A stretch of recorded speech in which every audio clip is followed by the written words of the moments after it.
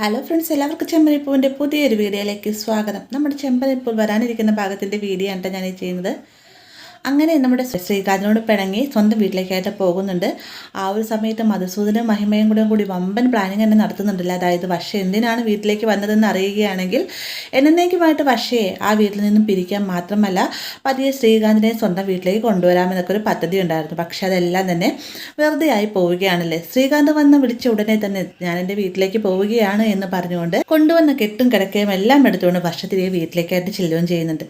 അപ്പോൾ അതിനുശേഷം ഈ അസുഖങ്ങളൊക്കെ കുറഞ്ഞതിന് ശേഷം പിണക്കം മാറ്റുന്നതിന് വേണ്ടിയിട്ട് ചെറിയൊരു പർച്ചേസിങ്ങിനായിട്ട് നമ്മുടെ ശ്രീകാന്ത് വർഷയും കൂട്ടിക്കൊണ്ട് പുറത്തേക്ക് ഇറങ്ങുന്നുണ്ട്. വർഷയ്ക്ക് ഇഷ്ടപ്പെട്ട ഡ്രസ്സുകളൊക്കെ മേടിച്ചു കൊടുത്ത് തിരികെ വരുന്ന സമയത്ത് പ്രിയയുടെ കാറ് ബ്രേക്ക് ഡൗൺ ആയി കിടക്കുകയാണ്.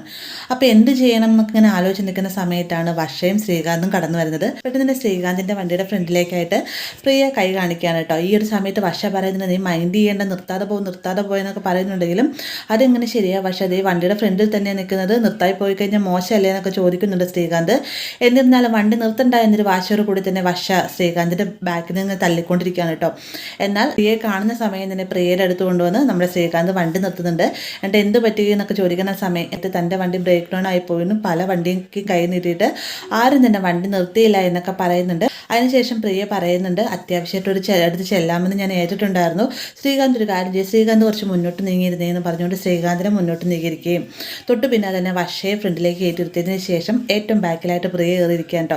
അപ്പോൾ പ്രിയയുടെ ഇരിപ്പൊന്നും അത്ര നമ്മുടെ വർഷയ്ക്ക് തീരെ പിടിക്കുന്നില്ല. ശ്രീകാന്തിനാണെങ്കിലും മനസ്സിലൊരു വല്ലായ്ക തോന്നുന്നുണ്ട്. കാരണം വർഷയ്ക്ക് പ്രിയേനെ ഇഷ്ടമല്ല എന്നുള്ള കാര്യം ശ്രീകാന്തിന് നന്നായിട്ട് അറിയാം അല്ലേ.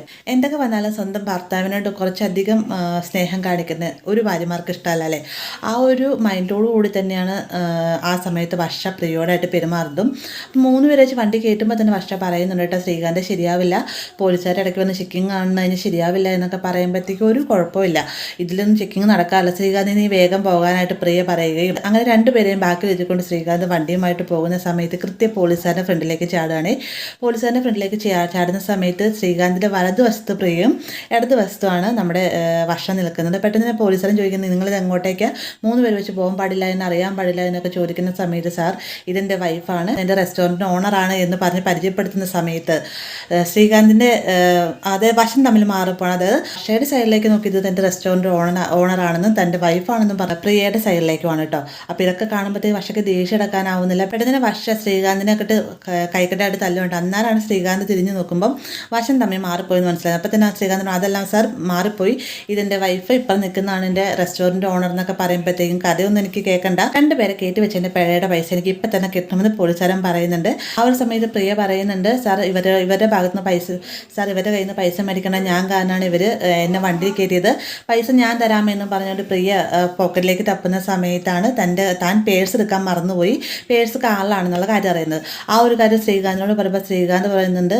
പ്രിയ ഒന്നും കൊണ്ട് പേടിക്കൊന്നും വേണ്ട, പൈസ ഞാൻ പേയ്മെൻറ്റ് ചെയ്തോളാം പറഞ്ഞുകൊണ്ട് ശ്രീകാന്ത് പോക്കറ്റിലേക്ക് തപ്പുന്ന സമയത്ത് ശ്രീകാന്തിൻ്റെ പോക്കറ്റിലും പൈസ ഇല്ല കേട്ടോ. പെട്ടെന്ന് തന്നെ വർഷ പറയുന്നുണ്ട്, 2 പേരും മടിക്കൊന്നും വേണ്ട, ഞാൻ പൈസ കൊടുത്തോളാം എന്നും പറഞ്ഞുകൊണ്ട് വർഷയാണ് ക്യാഷ് പേയ്മെൻറ്റ് ചെയ്യുന്നത്. അപ്പോൾ ഇങ്ങനൊരു ഭാഗവും നമുക്ക് വരാനിരിക്കുന്നതാണ്.